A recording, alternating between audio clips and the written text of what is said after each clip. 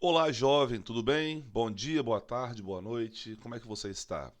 Aqui é o professor Alex Siqueira para mais uma aula de física nesse nosso sistema de que hora você fica em casa, hora você vai para a escola e assim por diante. Muito bem, galera, olha só. Nós estamos na semana 4, né? Essa semana 4 é a semana. Uma semana após a semana que passou depois do carnaval, acho que você entendeu, beleza? Teve o carnaval, passou uma semana, nós estamos na outra, beleza? Bom, você deve lembrar aí, pessoal, que na semana passada nós fizemos aí algumas aulas que servem de pré-requisito, né, para você se dar bem aqui no conteúdo de estudo dos gases, tá certo? Falamos sobre termometria, calorimetria, dilatação térmica e fizemos algumas questões. E sendo essa a terceira das 4 aulas dessa semana de agora, bom, nós já passamos por 2 aulas dessa semana que estão aí no canal, né? Uma aula falando sobre diagramas de fase, um gráfico que relaciona pressão e temperatura e as demais fases da matéria, beleza? Na última aula falamos sobre a diferença entre gás e vapor e algumas aplicações.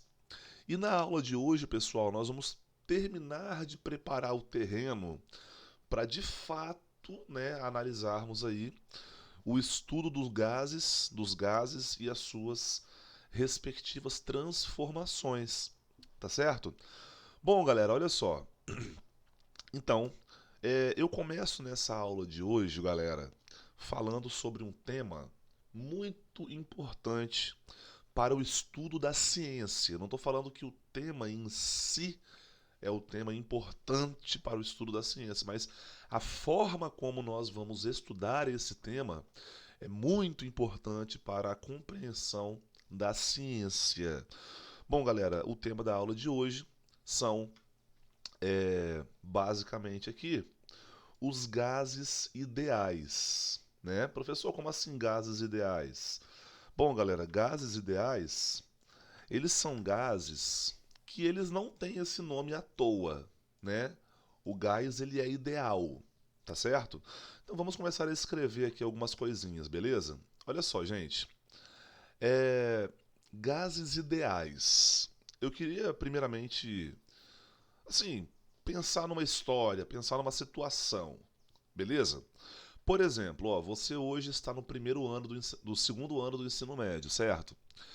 Bom, se eu pergunto para você como é que você vai terminar esse ano, eu imagino que a maioria das pessoas, né, otimistas que de repente são, falam bem assim: ah, eu vou terminar o segundo ano, vou fazer as provas e vou passar de ano, né? Vou passar de ano e tudo mais. É... essa é uma situação idealizada, porque assim, nesse decorrer de ano que ainda falta chegar, você ainda precisa de fazer algumas coisas, passar por algumas coisas. Só que se alguém te pergunta como é que vai ser, tu pensa no perfeito. Pô, eu vou fazer as provas, eu vou passar de ano e tudo mais, né? Por exemplo, se nós formos para uma esfera um pouco mais ampla, por exemplo, vamos imaginar que você ano que vem, fazendo o terceiro ano, você passe no vestibular de primeira, né? Aí alguém te pergunta bem assim: ah, como é que você planeja, uma vez que você está matriculado numa universidade, por exemplo, como é que você planeja os seus 5 anos, daqui aos seus 5 anos? De repente a pessoa fala bem assim: ah, daqui a 5 anos eu me formarei, né? Com, com essa noção de estar formado, já vou atrás de um concurso público, vou me matricular num cursinho aí para passar no concurso público na Polícia Federal. Você, sei lá, legista de não sei o que. Legista não, né? Perito de não sei o que. Ou quer ser médico, vai trabalhar em tal hospital. Ou quer ser dentista, quer ter a sua própria clínica. Quer ser, sei lá, publicitário, quer ter a sua própria agência. Beleza? Então, assim, é muito comum, pessoal, quando nós planejamos, quando nós planejamos, assim, algo para nossa vida, é muito comum nós pensarmos naquilo que dá certo. É muito também importante ter noção de que alguma coisa pode dar errado, para depois você conseguir aprender com aquilo, ou talvez saber lidar com o momento de um erro, né, de um equívoco, né, de um problema, tá certo? Só que o mundo ideal, né, se você parar para pensar, uma vida ideal seria algo perfeito, tá certo? Perfeito. Então, assim, o que seria o ideal para o estudo dos gases aqui na nossa matéria? O que seria algo ideal? Tá legal?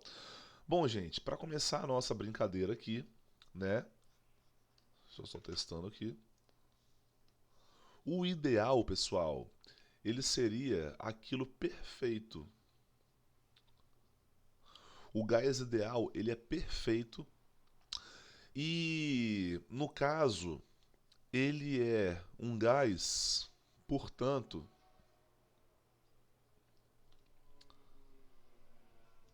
teórico, tá certo? O gás ideal, ele é um gás perfeito e, portanto, teórico, tá legal, pessoal? Ele é um gás que ele não vai existir na natureza. Ele não existe. Até porque uma coisa que é ideal, ela não existe. Né? O ideal, o perfeito, o simplesmente maravilhoso, não existe.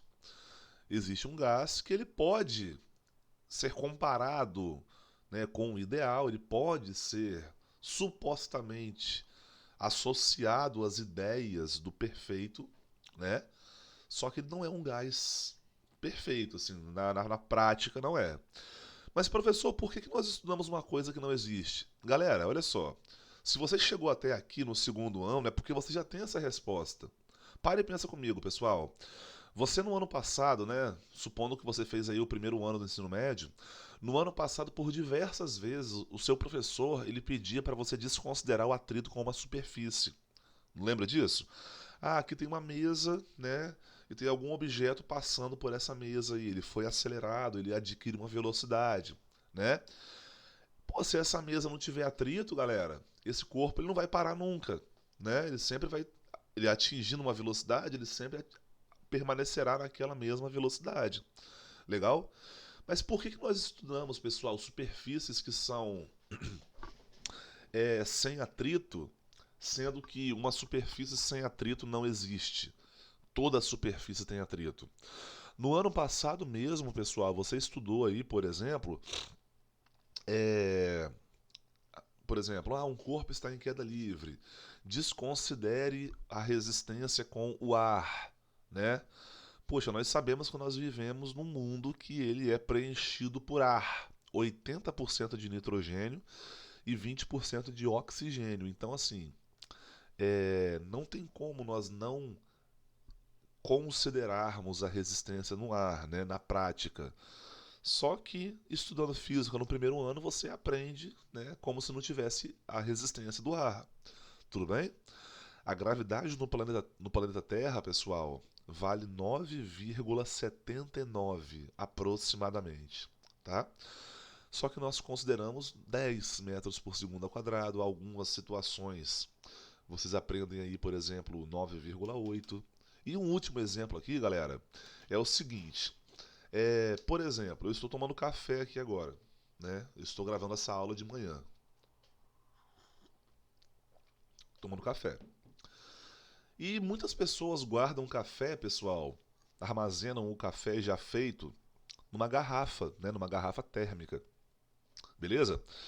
E, por exemplo, a garrafa térmica, pessoal, ela é uma garrafa que ela tem a intenção de armazenar o café dentro dela, no entanto, manter a mesma temperatura, né? Não deixar que esse café perca calor para o ambiente externo.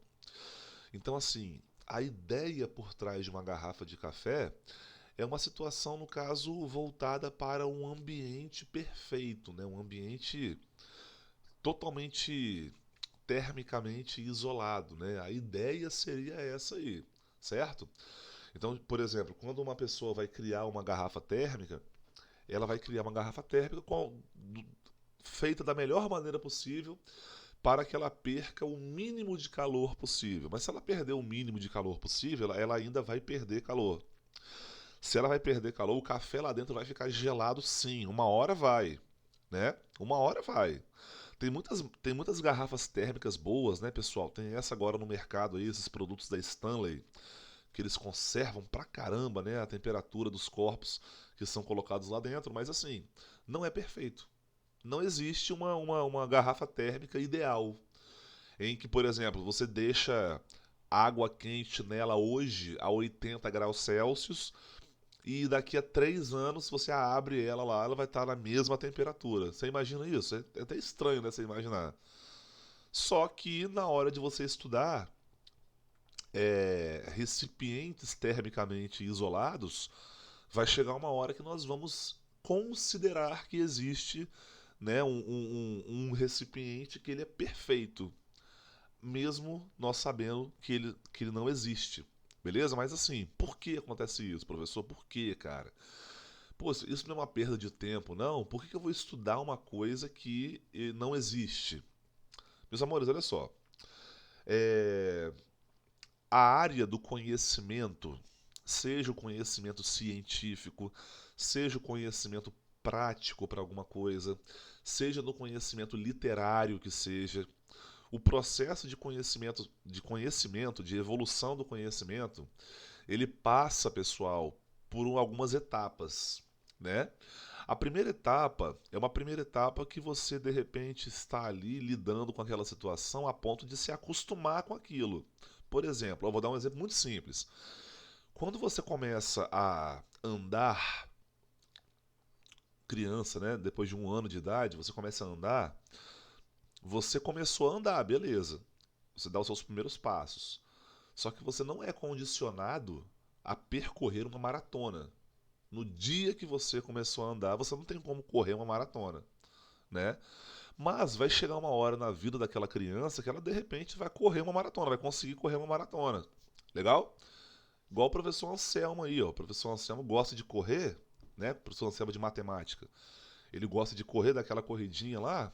Quando ele começou a andar, ele não conseguia correr o tanto que ele corre hoje. Mas hoje ele está quase aí correndo maratona. Meia maratona eu já sei que ele já percorreu, né? 21 quilômetros. 42 eu não sei, acho que não. Mas ele vai conseguir com certeza um dia.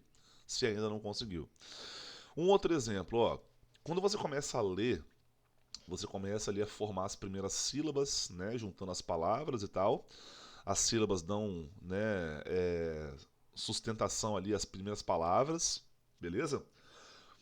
É, quando você começa a falar, pessoal, você não está capacitado de apresentar um programa de rádio, por exemplo, que leva ali que tem ali uma tendência, né, uma intenção de ter uma oratória boa, né, para você apresentar um programa de rádio, por exemplo.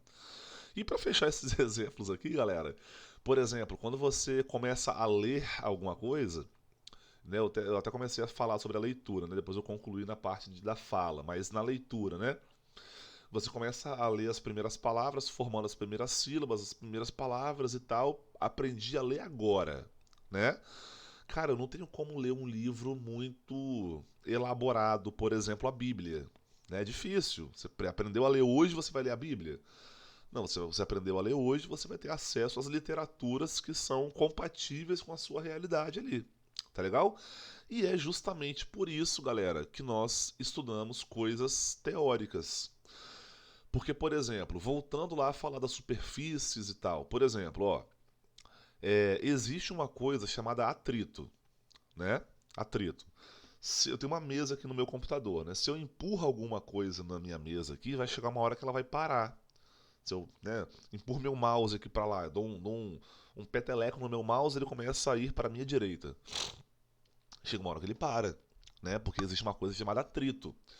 Só que o atrito, pessoal, é uma das coisas que retiram energia do seu sistema, certo? Se não tivesse atrito, não haveria perda de energia.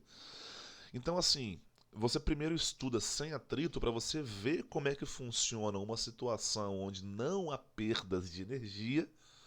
Aí você aprende, ó, aprendi ali a situação sem perda de energia. Então agora eu vou aprender a situação com perda de energia, né? eu primeiro vou considerar que um corpo caia em queda livre sem que o ar afete esse corpo. Aí você aprende aquilo, você aprendeu a fazer aquilo, beleza. Depois que você aprendeu, agora eu vou ver como é que esse corpo se porta, né, com a presença do atrito com o ar. Então é tipo assim, pessoal.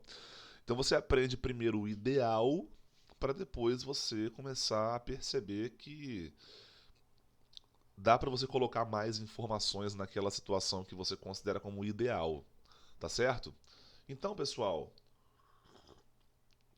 o gás ideal ele apresenta algumas características. Aqui eu listo para vocês 4 características que assim sustentam, né, a ideia do gás ser ideal. Beleza, pessoal? Rapaziada, o gás ideal ele é composto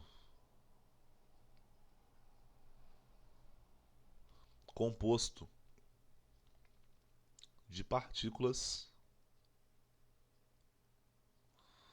puntiformes. Beleza? O gás ideal, gente, é composto de partículas puntiformes. Professor, peraí, que negócio é esse de partículas puntiformes? Como assim? Pessoal, a partícula puntiforme é uma partícula que ela, por exemplo, vou colocar aqui as ideias, né? Dimensões desconsideradas, beleza? Então, tipo assim, olha só o nome da partícula. Ó, vamos imaginar que exista um gás, que ele é ideal, beleza? Esse gás ideal, ele é composto de várias partículazinhas, né? Várias partículazinhas, várias e várias e várias. Essas partículas, pessoal, nós iremos considerá-las puntiformes, ou seja, puntiformes. Essas partículas têm formato de ponto, ou seja, as dimensões elas não são levadas em consideração. Por exemplo, um ponto. Um ponto não tem um comprimento, uma largura ou uma profundidade. Um ponto é um ponto. Um ponto é algo que não tem dimensões. Beleza? Tá, e se essa partícula pontiforme não tem dimensões, isso resulta numa segunda situação. Elas não rotacionam. Beleza? Elas não rotacionam, pessoal. Elas não podem, por exemplo, meu celular aqui, ó. Meu celular, ele não é pontiforme, ele é extenso, né? Então eu consigo rotacionar o celular, beleza? Se o celular fosse pontiforme, eu não conseguiria, pessoal, rotacioná-lo em torno de um eixo, certo? Porque ele não teria distância até esse eixo, né? O corpo que é pontiforme, no caso a partícula aí, ó, que é pontiforme, a única coisa que ela faz apenas apenas não, né? É apenas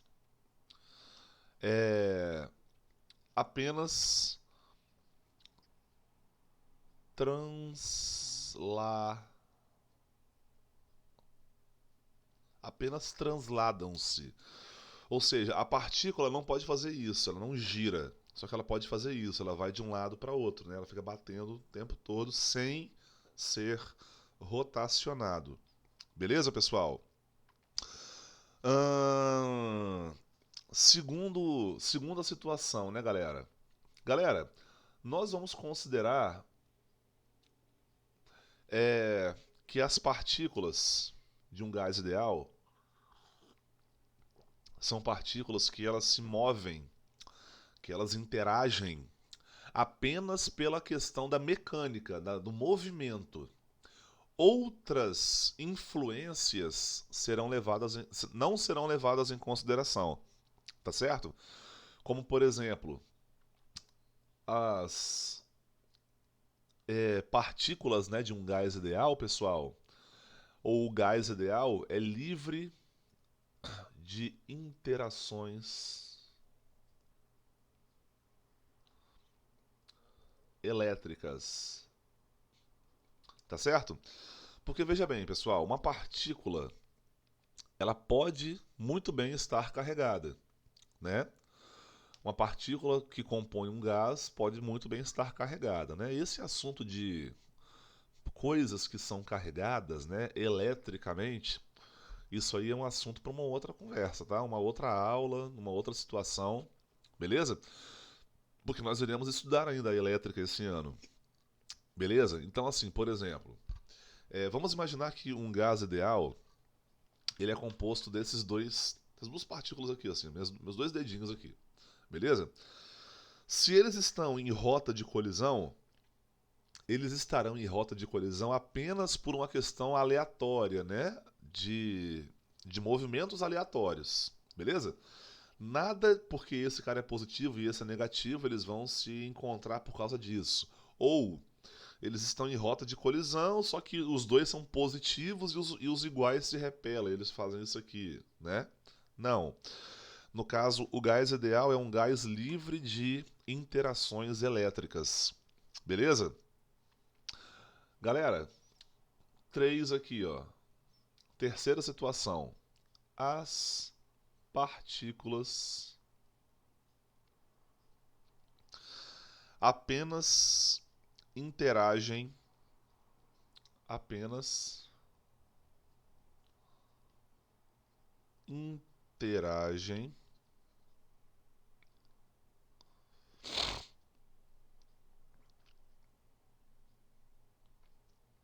só um segundo.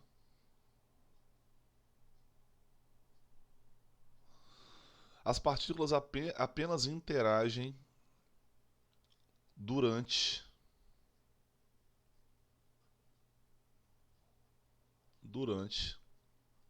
as colisões, né? Então, por exemplo, as partículas elas não trocam energia, as partículas não trocam interações elétricas, as partículas apenas, pessoal, interagem durante as colisões, quando uma partícula bate na outra. E essa colisão aqui, pessoal, essa interação, né, entre as partículas, pode ser de partícula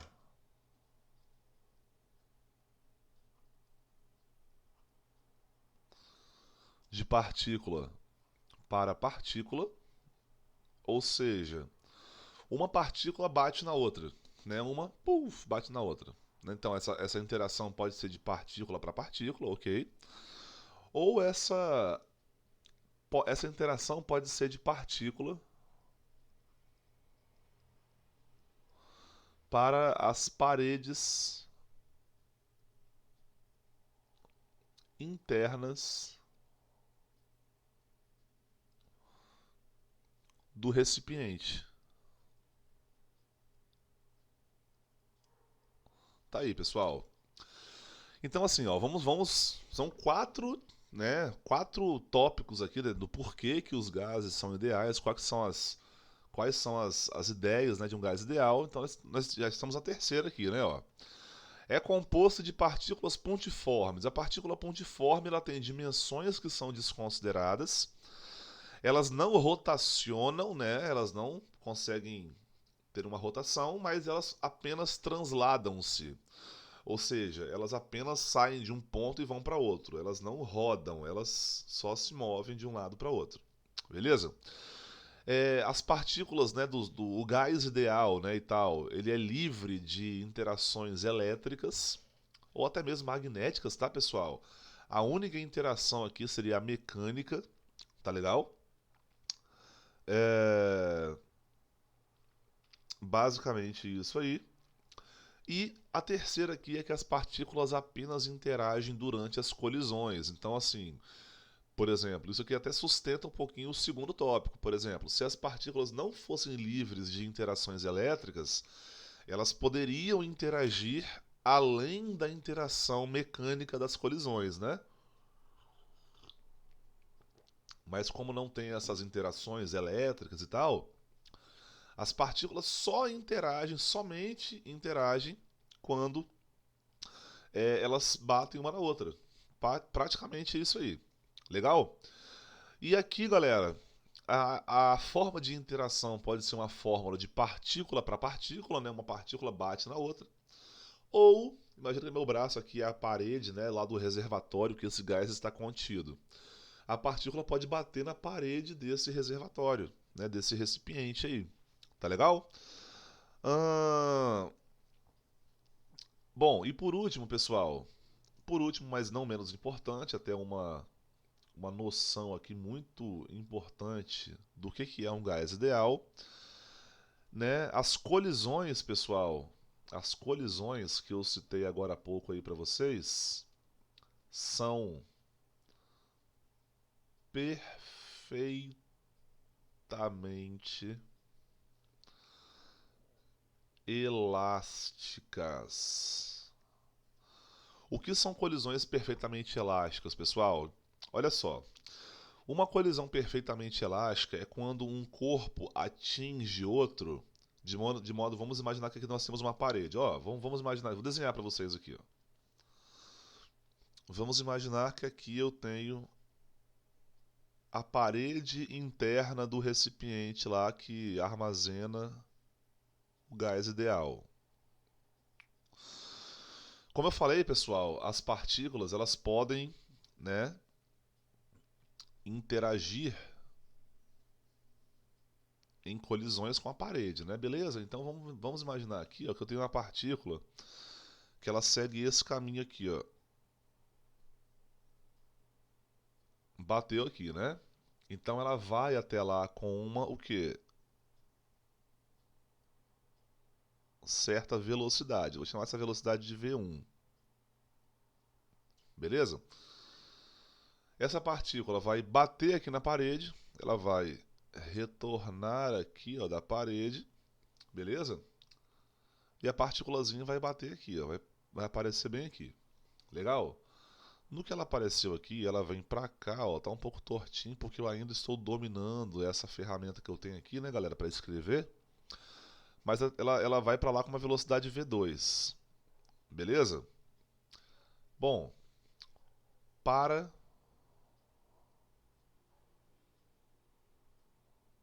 uma colisão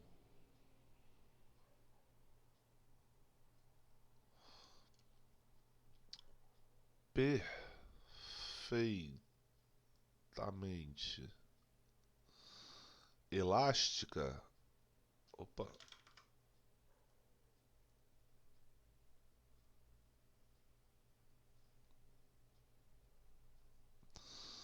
para uma colisão perfeitamente elástica, pessoal, o que nós temos aqui? Nós temos que a velocidade 1 é igual à velocidade 2.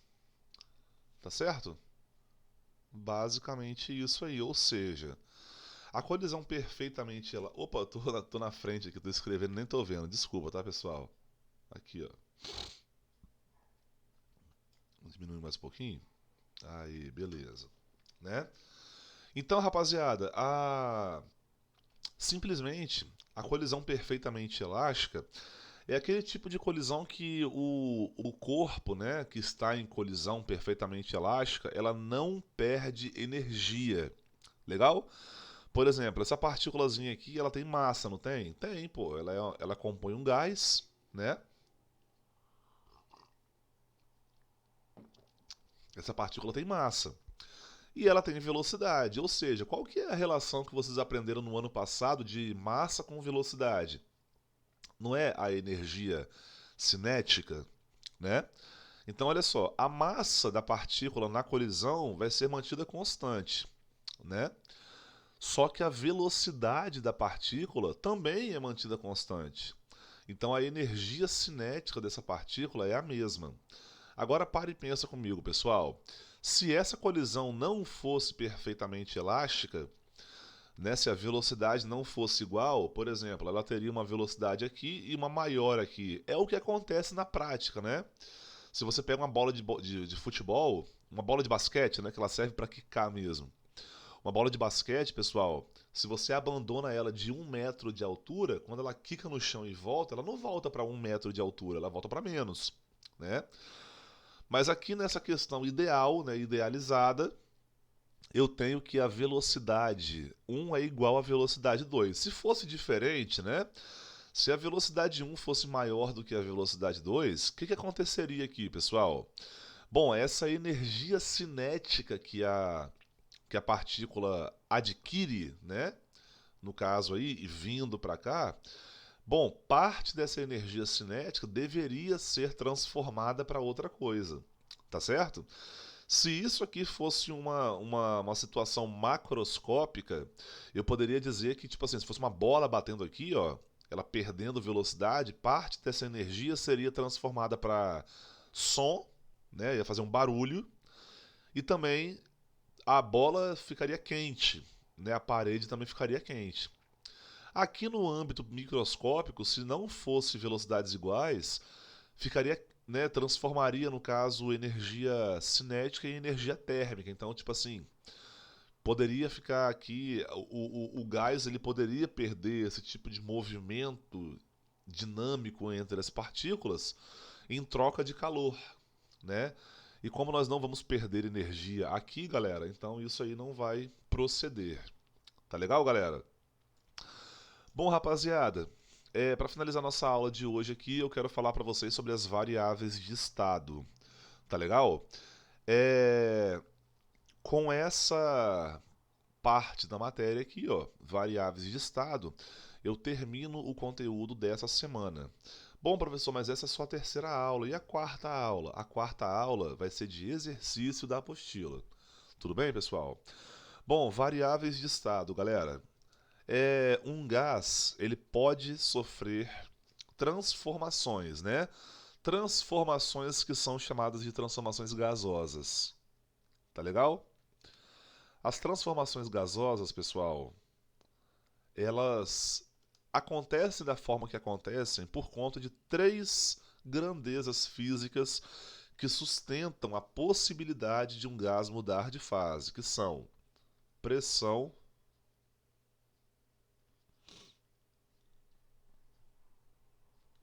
volume e temperatura.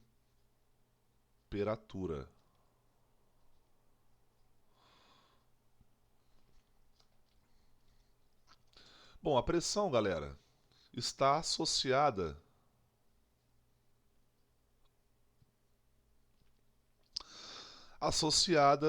às colisões. Colisões entre quem? Entre partícula e partícula ou partícula e parede interna do recipiente. Tá legal? Se essa interação de colisão e tal é mais intensa, significa que a pressão no gás é maior. Se for menos intensa, é menor. Legal? Eu vou colocar aqui para vocês a unidade de medida da pressão no sistema internacional, tá legal, pessoal? Vou colocar aqui assim em cima, ó, no SI, ó, no sistema internacional de medidas. Tá legal? Pessoal, no sistema internacional de medidas, jovem, a pressão ela é calculada em newtons por metro quadrado, é força sobre área, que isso aqui é a mesma coisa que um PA. Esse PA aí, jovem, vem de quê? Vem de Pascal. Eu citei isso aí numa aula anterior. Tá legal? Ah, bom, o volume, galera, está associado ao volume do recipiente,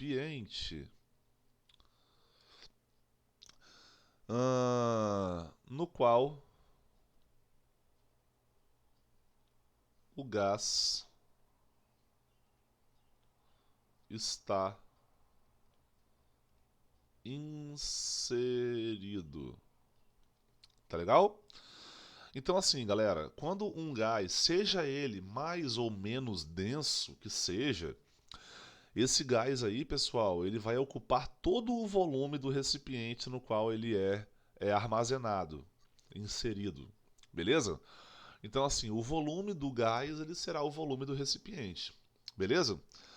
Ah, bom, e a temperatura está associada, né? A temperatura associada ao nível de agitação das moléculas que formam o gás. Tá legal? Eu não coloquei aqui as unidades, né? Ó, no SI, a unidade de volume é o que? É o metro cúbico. Tá legal? E temperatura no SI é o Kelvin. Tá beleza, pessoal? Basicamente isso aí. Então, assim, galera. Agora, na próxima aula, nós vamos fazer exercícios sobre esse conteúdo, né? De estudo dos gases, diagrama de fase, vapor e gás, a ideia de variáveis de estado, ou até mesmo dessa situação que nós vimos anteriormente aqui sobre o que é um gás ideal. Tá legal? Tá aqui. Ok? E praticamente é isso então. Tá legal, pessoal? Rapaziada, então nessa aula de hoje nós vimos aqui o que é um gás ideal, por que ele tem esse nome, qual que é a intenção de ser um gás ideal. Beleza, pessoal? Vimos aqui também sobre as variáveis de estado, temperatura, pressão e volume. Não nessa ordem, é claro, que eu coloquei nessa ordem aqui, ó, pressão, volume e temperatura. Beleza? E por hoje é só. Aguardem a próxima aula que nós vamos fazer exercícios sobre esse conteúdo, beleza, jovem? Bom, o professor Alex fica por aqui. Um abraço, então, até a próxima. Fui!